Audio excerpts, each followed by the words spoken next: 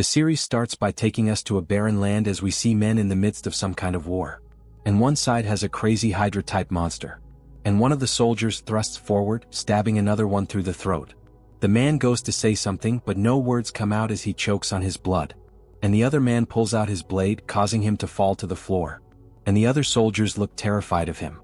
The man then starts to wobble a bit and they charge in thinking that he's exhausted. He looks up saying that it feels like his heart is about to burst. And every time he exhales he feels like a knife is scraping the roof of his mouth, and he can't even tell if what's dripping from above is blood or sweat anymore.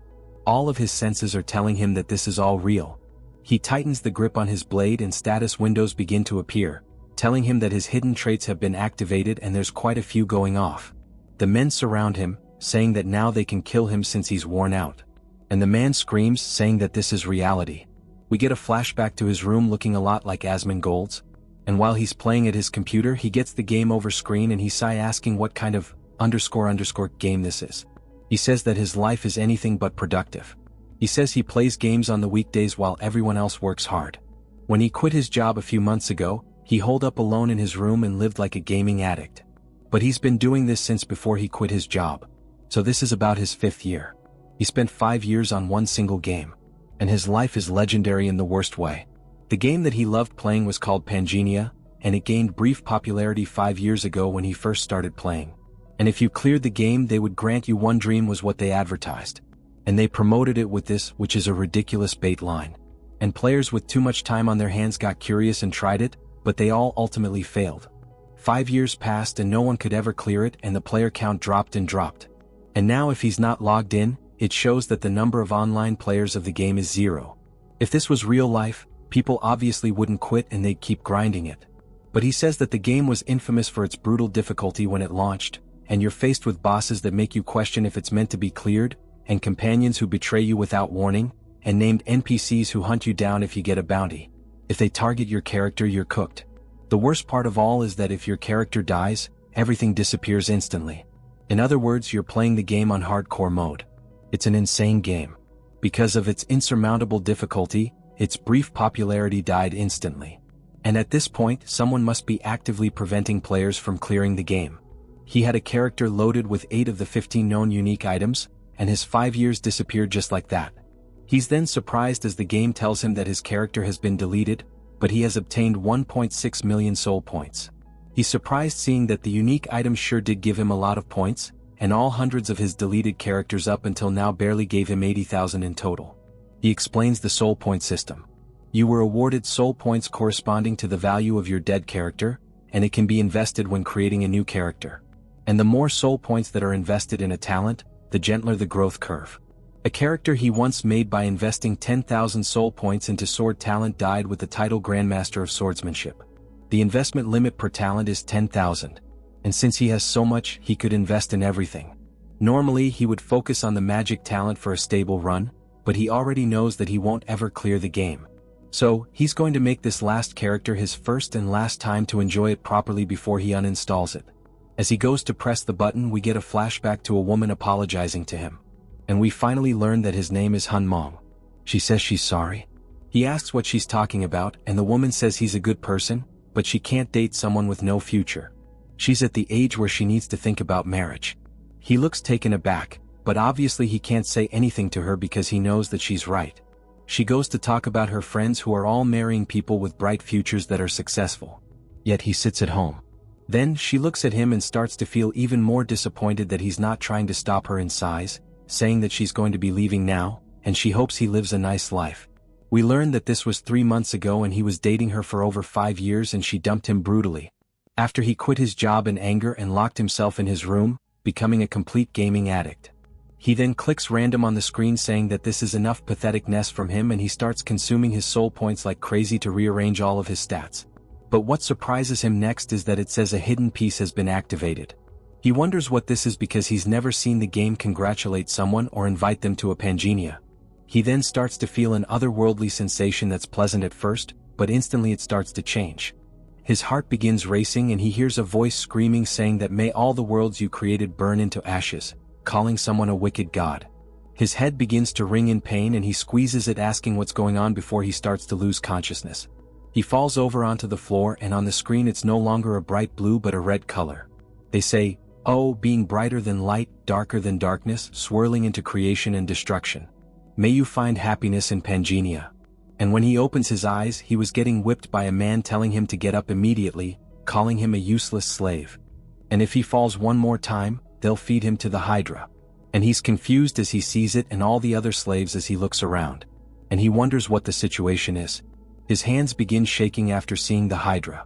And the man hits him once more, telling him to get back into formation this instant unless he wants to die.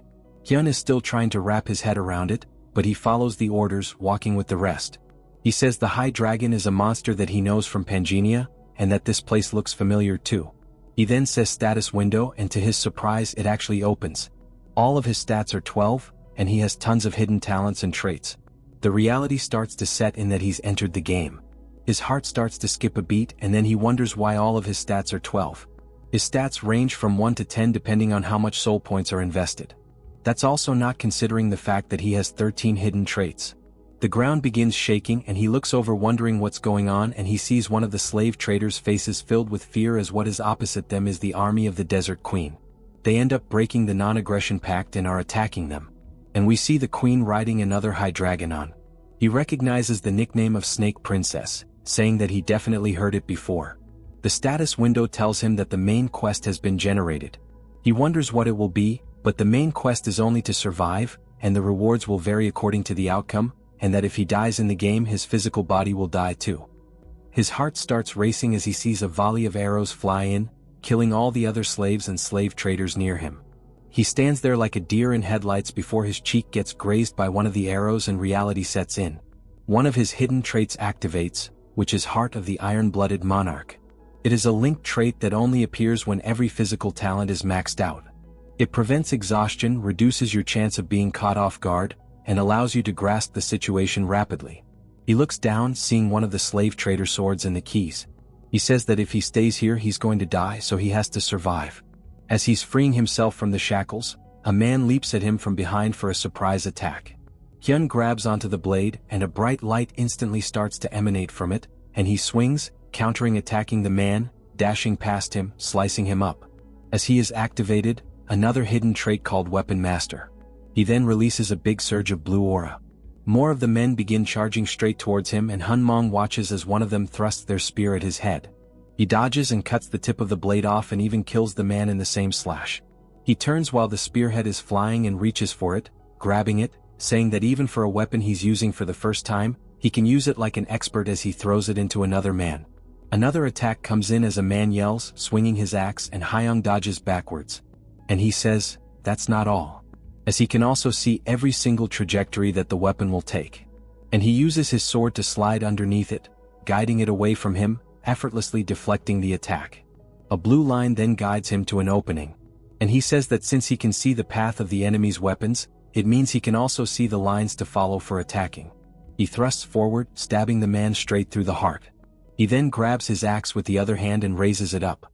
And before the man screams, he dies anyway.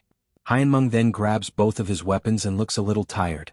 As more men start to surround him, he glares at them as they call him a monster, saying that they thought the entire expedition was unable to fight due to their injuries. Another hidden trait activates called Masterful Hands, meaning his weapon proficiency will increase faster. His sword and spear proficiency both reach level 6 in an instant. And he's surprised, saying that the max level is 10, yet he's already at 6, and 6 means that he should be able to use it like a famous knight, and that the power of a hidden trait sure is different. Even the fact that he lasted this long at his level wouldn't have been possible without his hidden traits. But even that miracle won't let him last forever as there are at least 500 troops gathered here. So, how is he meant to survive all of this? And that this quest is some we get a flashback to the Snake Princess kneeling to a woman on a throne. And the woman says that this must mean the expedition to the demon world has failed, asking her if this is true. And the Snake Princess says that it is.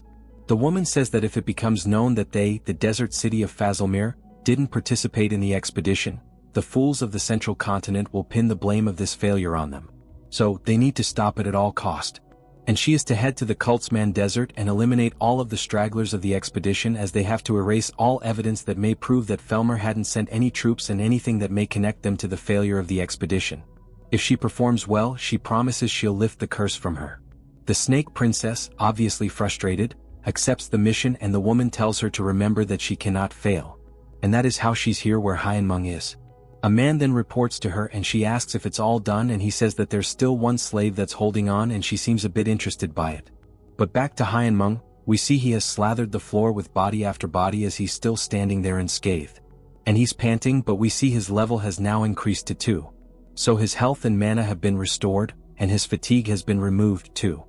He's instantly rejuvenated, and the men look worried until the Snake Princess tells them to move out of the way. They're surprised that she's here and Hung says that it's about time. We learn that her name is Isabella von Dergen. She's level 8 and she can't leave the area she's in due to the status ailment from the Desert Queen's curse. He can't check any of her other things because his understanding of her is too low. He says that he can't win against a level 8 no matter how many times he tries since the highest level in the game is 10 and the standard that separates the strongest level is 7. And from 7 and onwards, the real difference begins to show and the gap in levels can hardly ever be overturned. Level 8 means that they can almost be considered the strongest anywhere. Simply put, they're at the level of bosses of very famous organizations. He says for him to have to face a disaster like this is crazy. And then he realizes that it says she can't leave the desert due to the curse. And he thinks about something.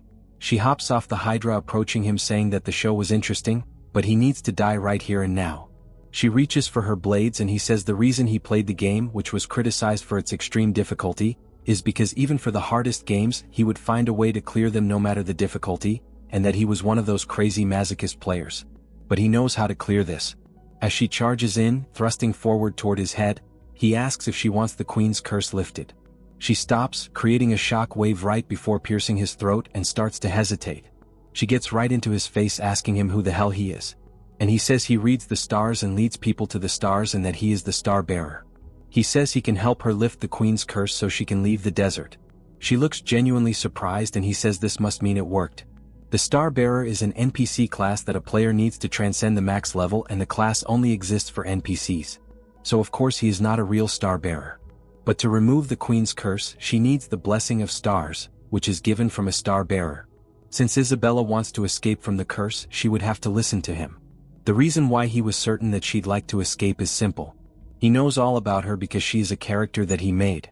She was an unfortunate character that he had to neglect because he chose the wrong starting point. The Queen's curse is from the player's perspective a device to keep the player within the bounds of the starting map during the early game, but a player's character is made to see the end of this game. And they are originally supposed to travel around the world to see the ending, but he left her stuck like a bird in a cage, and she's been tied down here due to the curse of the Queen. She asks for his name and he says that his name is Randolph, and the status window accepts it as his name has now been set. So we will call him that from now on. They stare at one another and she turns saying that she'll postpone killing him for now. However, if he is lying she will rip him into pieces. She then tells the men to escort him as he is an honored guest. So he must be treated with the utmost care. The main quest has now been completed and based on the results and since it was so record-breaking on the border of miraculous, his rewards have been upgraded due to the constellation's favor and some of them have got their eyes on him. But they continue bumping up his upgrades until finally he obtains a broken piece of the golden scale, the soul of the High Dragon and the sword of Michaela.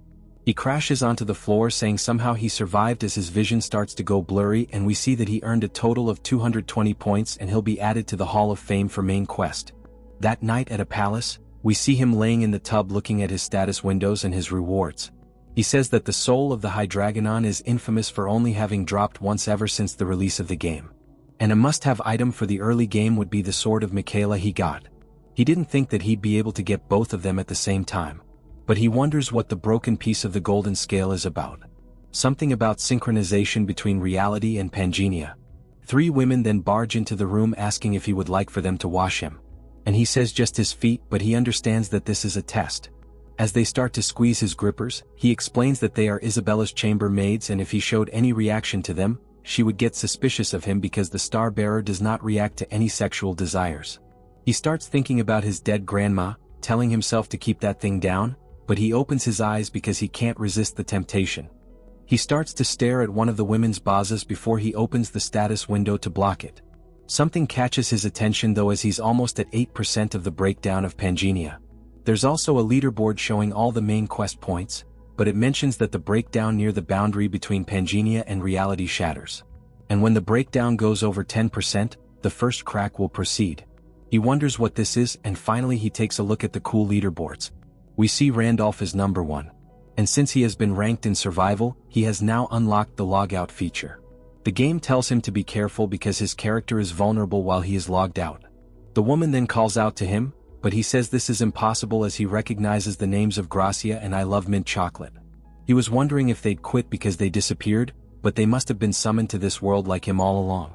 Furthermore, he has a logout feature, which means he can leave this damn game. He tells the woman to stop as he needs to communicate with the stars. The woman says he needs to be treated with the utmost care, and he says if he doesn't communicate with the stars in time, he'll lose all of his power. So, they need to go ask the princess if she truly wants that. One of the women looks surprised and runs off, but Randolph says he'll come see the princess when he's done communicating. They close the door and he says he's glad that excuse worked. He was scared he'd be stuck here forever. And he's going to log out of this stupid game now. He clicks the button, and as he starts to log out, the game tells him to keep his character in a safe place because if the character dies, he's going to die in real life. The logout was completed though, and he's now back in reality. You guys think his body just slumped like in rust? But chaos has broken out as fires cover the streets, and we see a giant monster walking through some fire as people scream, and an emergency disaster alert has gone off, and he looks out his window wondering what the hell is going on as the praying mantis monster is directly under him. It notices him and starts screaming. He falls onto his ass asking why the monsters from Pangea are in the real world. Something then falls out of his pocket, which is none other than the golden piece that he got from loot rewards. We get a flashback to just briefly before. He says that was such a vivid dream, but he spots a bag in the yellow item on his desk, asking if this has always been in his room. He says this means everything must have been real. And he wonders what the game is and if the game is still up, but it says that the page does not exist. The game's homepage is now missing. And that is when he heard the screaming from outside and them screaming at a monster. The praying mantis has already killed multiple people, and the police tried shooting it and screamed about it being an emergency situation. That is when he looked out the window. As he falls onto his ass, he says that this is what it must have meant about the boundary being broken, and he panics wondering what to do. When he touches the fragment, he feels something and he realizes something, saying, if monsters from the game are roaming freely in reality, then maybe things obtained in the game can also be used here. He runs over to the bag, grabbing it, opening it, getting both the Michaela sword and the soul. He wonders how the hell to use this, and in the game he only had to double-click it. He then looks at the status window for the gold scale, and it says that he can synchronize between reality and Pangea and it can be toggled on or off. He instantly turns it on, saying that this is the only chance he has. A goddess-like figure appears behind him, granting him power, saying that the synchronization between him and has been completed. For confusion's sake, while he is in reality he will be called Hyun. And inside Pangea he will be Randolph, even if he isol in reality. He now has 24 hours remaining on the synchronization. Outside sees a woman running for her life, holding on to her child. The child asks where her father is, and the mother says that he will be catching up soon. Rubble begins to fall from above and crashes down onto them. The woman throws her daughter away but gets crushed under the debris. While the daughter is screaming, she tells her to quickly run away. A woman then runs over barefooted, ripping her stockings, asking if she's all right. The mother says that she's fine, but she should take her child with her. She sees the injuries are way too much to live from and looks regretful, but says that she's sorry and will protect her. She then turns, seeing the mantis coming straight in for an attack. She sits there wondering if this is how it'll end. A slash comes in, cutting its head clean off. As Hungmong lands on the floor, he turns and starts slicing it apart. The woman is completely bewildered, but also hella relieved and wonders who this man is. One of the praying mantises runs straight toward him, and she yells, telling him to look out until we see one of the high dragon heads chomp it straight in two. The woman asks what the hell that is. And as the Hydragon begins roaring, she is trying to understand what's going on. Hyunmong then gets on its head, telling her to stay still.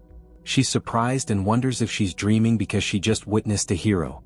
The child then runs to her mother, and even more people begin flocking to help.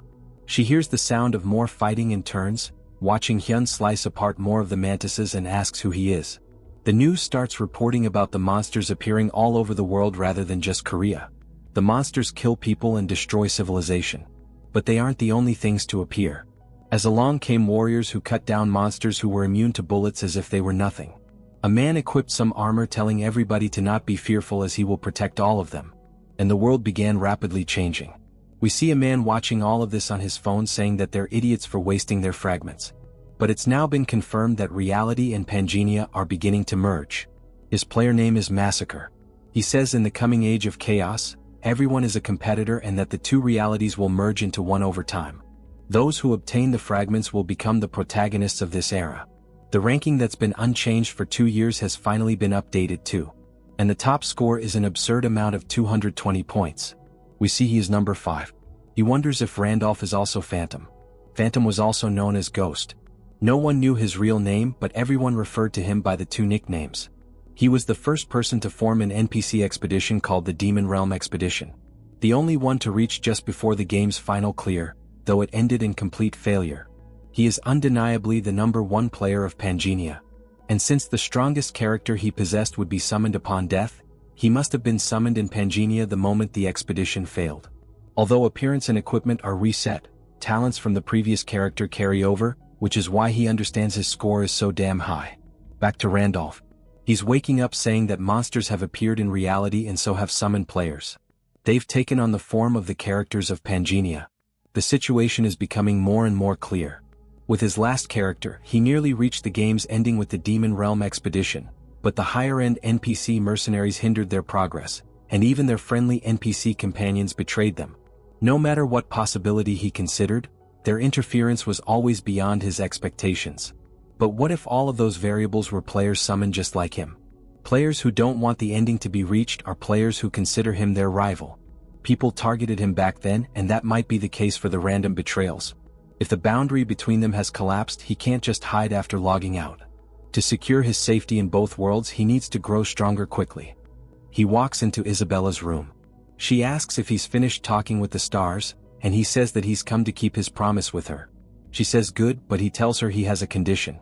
She asks what it is he wants, and he says he needs to go to the sanctuary. She looks surprised, asking if he's insane. He explains that the second main quest is getting a class, and the class that he wants can be obtained there, and he tells her that there's a star there. This is the second main quest, and it will end upon him getting his class. Sometime later, we see them heading into the sanctuary, and Isabella walks on in a pool of blood. Since she just wiped out a whole group of dudes without taking any injuries. Randolph says that it only took a few minutes to wipe out all the guards and there's no ally more reliable than her. We get a flashback to a few hours earlier when he told her to take him to the sanctuary. She asks what he means by the star being there and he says that it's hidden. He says that's where it's hidden and he found the 4th star by chance while raising his previous character. And he's probably the only player who knows its precise locations. He says that to lift her curse with the blessing of the stars, he must obtain it. She says that the sanctuary isn't a place just anyone can enter. And if anyone finds out she secretly brought someone in, she'd be in trouble. But he reminds her that she can enter it and there's no time, so she has to think carefully as this is her last chance to leave the desert. Back to now. He says that if he had failed to persuade her then the thing rolling on the ground would be his own head. He tells her that they've arrived and this is the holy ground. As they stand at a staircase that descends, they enter the hidden sanctuary which gives them the subquest of exploring it and the rewards will be granted based on how much he does. It warns him that the recommended level is 8 and this area is overflowing with poison and demonic energy. So if his demon resistance is low, entry is not advised. The hidden trait giant's demon resistance starts protecting him. And he says if it wasn't for this he wouldn't be able to enter. Under normal circumstances, a level 2 beginner cannot set foot in here. And if he sends Isabella ahead and clears the sanctuary exploration subquest, the reward should be nice.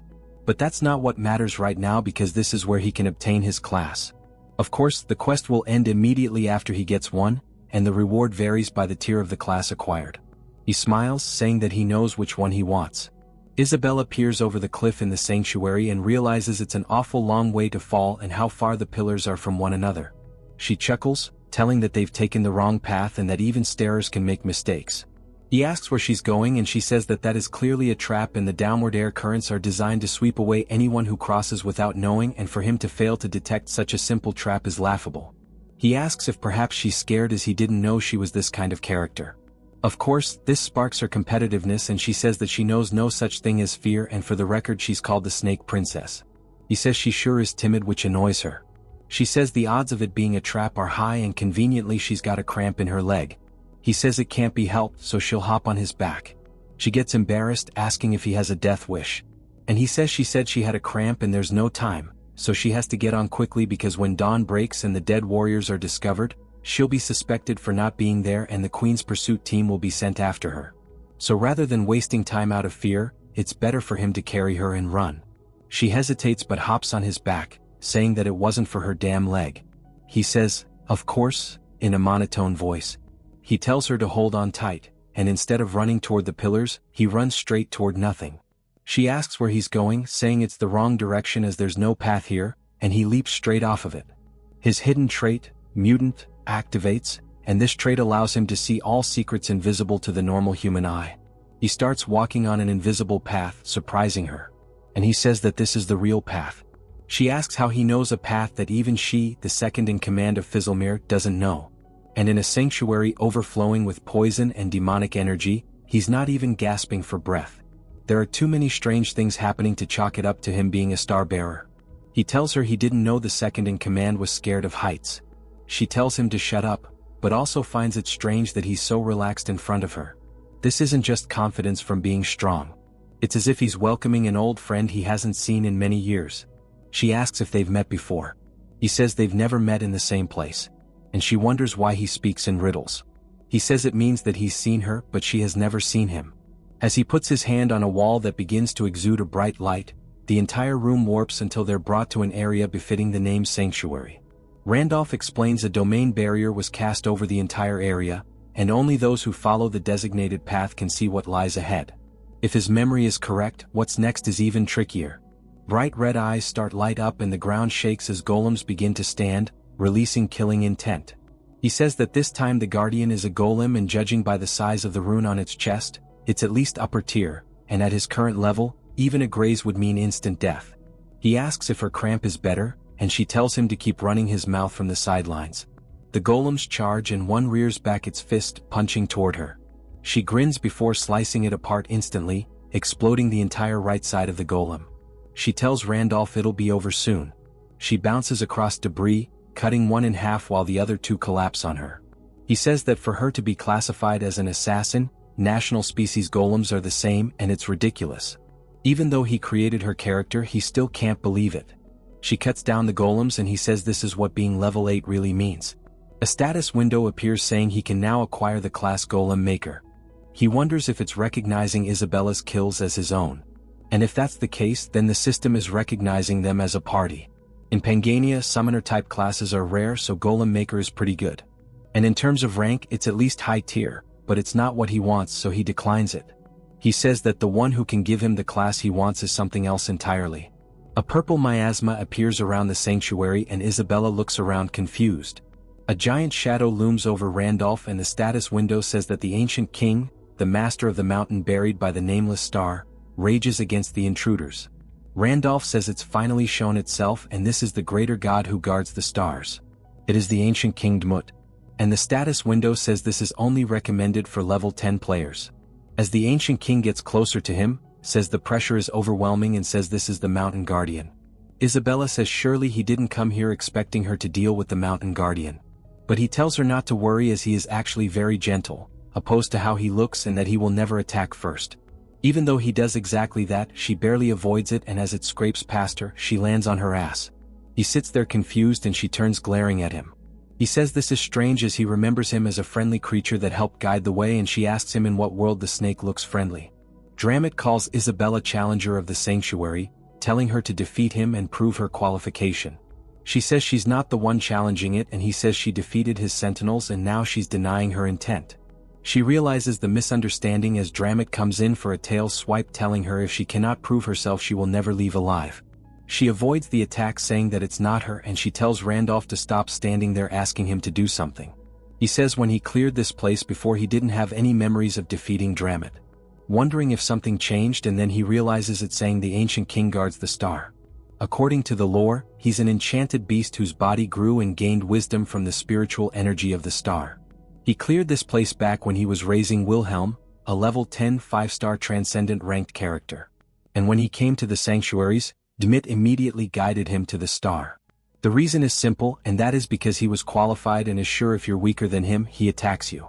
But back then he was much stronger. He thinks about what to do. And while Isabella is fighting for her life, she gets flung across the floor. She says that because of the sanctuary's poison, her body can't move properly. And maybe stepping into this place after hearing what the Star Bearer said was a mistake. Dramit goes to attack her and Randolph yells, telling Dramit to stop.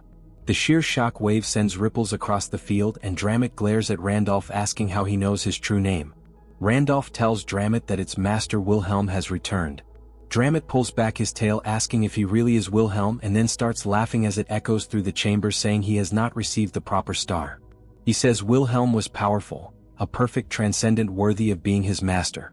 However, Wilhelm failed the Demon Realm expedition and all his stars fell, meaning he met a complete death. And even if he is gone, a lowly creature like has no right to speak his name. Dramit unleashes an attack toward Randolph, but Randolph doesn't flinch and instead tells him to honor the contract they made. Dramit closes his mouth, asking how he knows about the contract, as no one should know about it. Randolph smiles, saying the contract states that the one who retains the star learns the Guardian's true name and becomes the new master of the mountain, and the Guardian obeys his master's commands. And the contract's contents cannot be revealed to anyone. And if revealed, the one who breaks the pact will die from the curse. He only said it because he remembered the lore. Fortunately, the game's rules still apply. And since this is Randolph's body, the curse doesn't affect him, since the one who made the contract is Wilhelm. Dramit then asks who exactly he is. And Randolph says that if he wants to know who he is, then guide him to the star and he'll prove himself. Dramit says the star shows no mercy to those without qualification, and he will be lit in flames the moment he approaches it.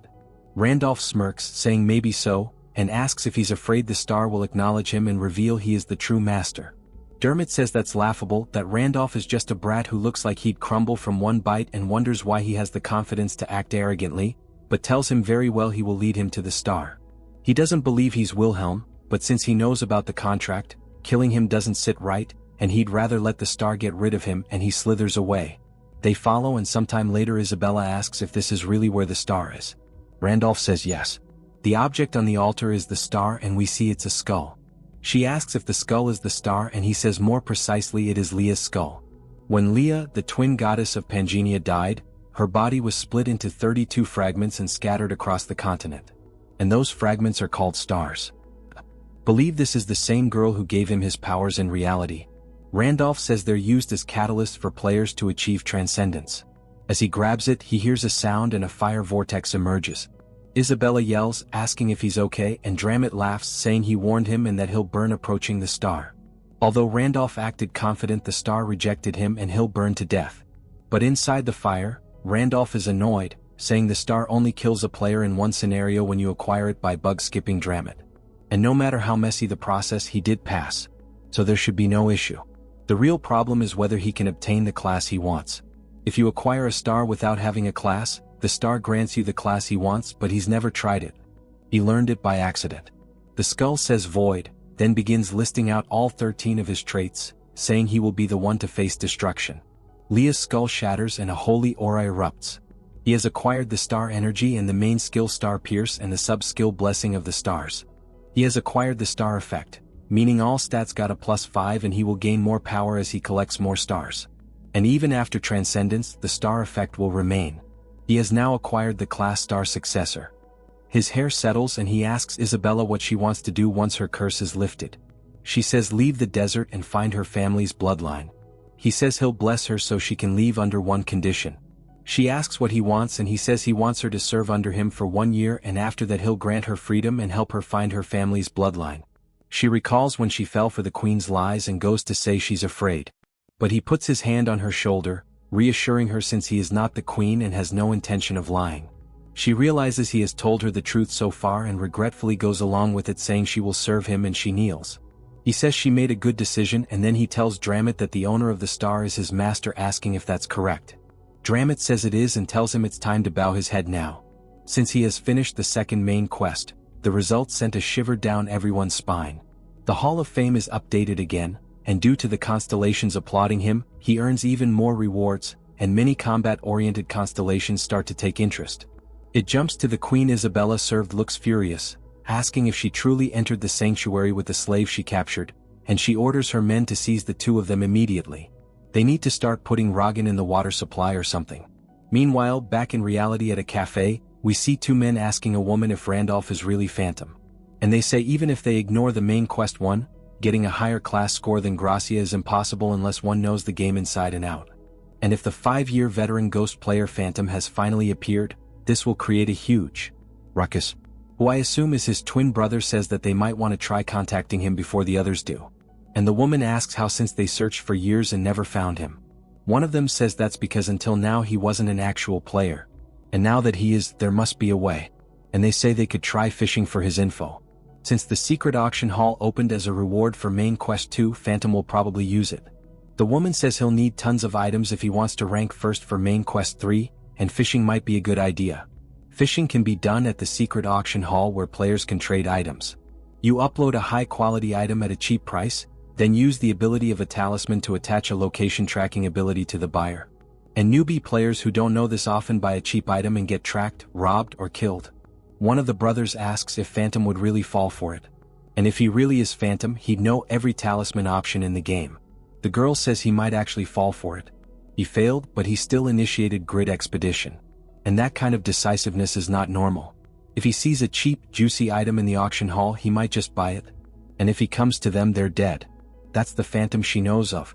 They have to meet him and kidnap him, rather invite him to their guild. The brothers instantly start calling the police and the girl keeps freaking out, saying that he must be an amazing person in real life and maybe even a major corporation CEO. And she starts rambling about psychopaths. Speaking of psychopaths, it takes us to an alleyway. Outside of it, we see somebody looking at the new quest rankings for the second main quest, and it is none other than Massacre, asking what kind of class gives that many points and saying it looks like he won't be using the secret auction hall for a while. Not that it matters as we see him hunting people in reality. And he says if he kills anyone in the top ranks, he'll rise back up anyway. Now that the sub-quest has been completed and it is at 100%, which is an unbelievable number, he is the first person to perfectly clear it and he acquires the achievement called Conqueror of a Sanctuary and he obtains a teleport book that teleports him to a previously explored location and it can be used once a day with a cooldown of 30 seconds. He says the ride isn't as bad as he thought and he can escape the sanctuary and finish the exploration, which will kill 2 birds with 1 stone. The status window says that he is now leveled up and now he is level 3. And he says it really is slower compared to regular characters, but his stats have tripled since we last saw them. And he says that the more talents you have, the more experience you need, and what he needs is probably 10 times the normal amount, but his stats grow more because of it, so he can't complain. What matters now is the item he got as a reward for the main quest. 2 extremely rare items for his current level, and one of them is called the Shadow Cloak. Activating its effect turns the wearer invisible, so it is pretty much free stealth Harry Potter type shit. Dramit is slithering across the floor, and he notices something as he starts sensing the vibrations of feet up ahead. And he tells that some intruders have been detected. Isabella says that it is probably the Queen's pursuit squad. And Randolph says that they stayed here for quite a while. And she asks what he is going to do as the Queen. Herself won't come, but the squad will have a sizable force even with the Mountain Guardian. She doubts they can handle them, reminds her that Dramit is the Guardian, so why do they have to be the ones to fight them? And she realizes that he is right and he yells, telling Dramit they are counting on him and that he better do his job. Then hear people screaming about a giant serpent appearing in the sanctuary and Isabella asks if it is really okay for them to just go and he reminds her that she said the Queen isn't coming, so it will be fine. There is no way the entire pursuit squad will arrive, so it is probably just the advance unit, and if they get stalled until the main force arrives and surround the sanctuary completely, they won't escape. They are after them anyway, so better to get out fast. And she says she almost misunderstood, thinking he abandoned Dram because he was useless. He tells her Dramit cannot leave the sanctuary, so their only option is to run. For them to get out, they have to use the warp gate at the edge of the desert. And since he lifted her curse with the blessing of the stars, using the warp gate isn't a problem. The real problem is that the gate needs activation time. She says that once they get past here, they will be out of the desert. And he tells her that's exactly what he is saying, but the gate needs around half a day. There is no real place to hide in the desert. And ideally, the whole pursuit squad goes into the sanctuary, but they will track them. However, with Dramit delaying them until they realize Randolph and Isabella have left, they'll gain time. And during that, he wants to communicate with the star. While Pangenia is important, reality is just as important, and he can't stay logged in forever. And he asks if he can trust her. She pulls out her daggers, saying she will protect him, and he begins logging out. It warns him to keep his character safe and to be cautious when purchasing items from the auction house. He wakes in reality, saying he is still not used to that feeling when returning from Randolph's body. He grabs his phone, saying that since there was no news or alerts, it looks like no monsters appeared yet. There is still a lot he doesn't know about the boundaries merging, but he knows more monsters will appear and players existing in reality concern him, so he needs to return periodically. He then receives a text asking how he has been. It is from someone named Kim Soyeon and it jumps to a cafe and we hear a man telling his ex, who is Soyeon, not to push it as he already buys her food and clothes. So what is her problem? She says he was meant to be rich as he was acting that way and she didn't say anything wrong and says he is acting cheap. The man says they can talk in person and she says she has nothing to say since she is meeting a friend today and she goes to hang up. He asks who she is meeting with but she ignores him, calling him annoying and says even though Hyun is pathetic, at least he listened to her and she should have held on longer and, if he had more money she never would have broken up with him. And she gets excited, saying he came earlier and she thought she'd wait. He asks what she wanted and she says she wants to take time talking it over, asking if he has plans later. And she says his vibes changed. He looks fitter. He says he just wants to know what she needs and tells her to spit it out since he needs to leave. She says he is acting prideful unlike his usual self and says that some things never change as he always came. When she called and today is no different and that's something she liked about him. After they broke up, she realized how good he was and she regretted it, asking if he missed her. He thinks maybe he should order a drink since she called him here. He thought she would buy him one but she didn't. As she calls out to him he tunes her out and says if she is done talking he is going.